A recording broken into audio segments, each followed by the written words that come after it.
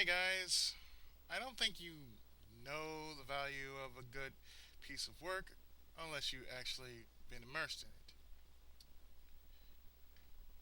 What you're actually looking at is some of the finest work you've ever seen done by one man, and yet his life been totally snuffed away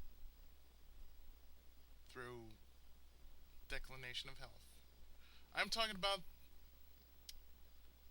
the man behind the superhero drama. I'm talking about Shotaro Ishinomori. And if you're not familiar with his work, then you don't know that he is the father of Super Sentai. Well, actually, he isn't the father of Super Sentai. He is the father of Tokusatsu. Because if it weren't for Ishinomori, we would not have Kamen Rider. That's right, we wouldn't have Kamen Rider or Robocon, and even more so, we wouldn't have Kikaida, Inazuman, Gorenja, and namely the one show that basically started off the Super Sentai genre, Cyborg 009. That's right, Cyborg 009. This is before Himitsu Sentai Gorenja. But he is the father of Super Sentai and Tokusatsu. He did some great works, and really, how can you not forget Inazuman, Kikaida, Cyborg 009, of course, Kamen Rider, and Dai Tetsujin 17. He also not only was he a talented not only was he a talented artist, but he was also a lyricist. For most of the work that he did early on, before his declination of health, he actually made the theme songs for most of the work. Like, he made Toy Spider Man. He made the theme song for Toy Spider Man, Kamen Rider. He also did the rarest of manga, The Legend of Zelda, Link to the Past, aka the Triforce of the Gods. He also did the theme song to Battle Viva J, and to this day, his work still stands. Even after that nasty earthquake that happened in Japan, his work stands as a monument to his life, much like Tezuka's work.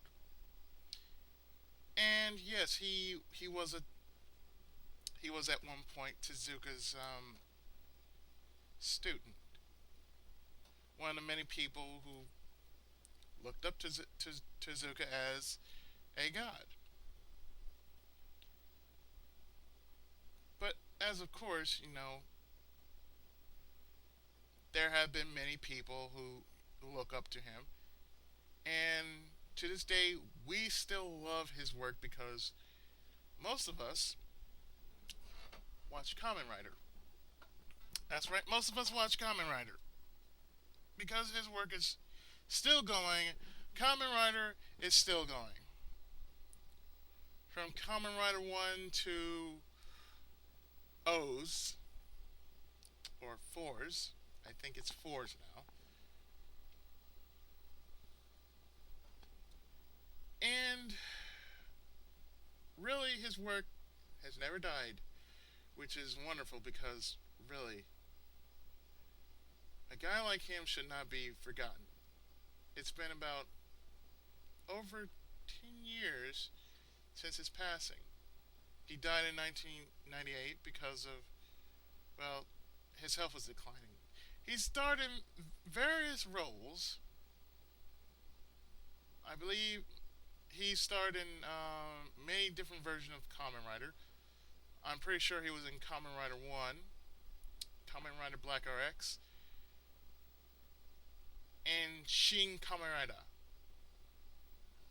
That was his last.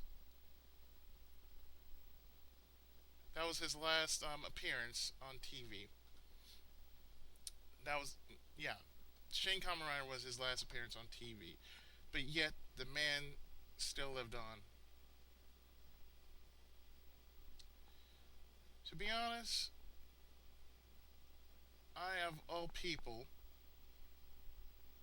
find him to be one of my inspirations as a writer because to be immersed in your own work like that, he alongside Tezuka are one of my inspirations for being a writer personally.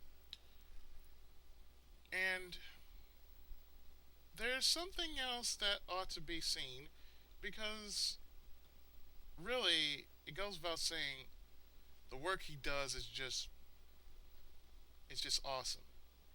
It really is.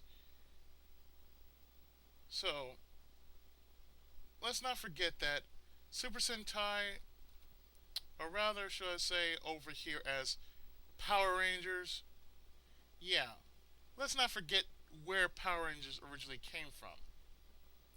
It originally came from a man known as Shotaro Ishinomori. And with that, we can only say that his work is still living. So you think you know anime? Well, if you didn't, now you know.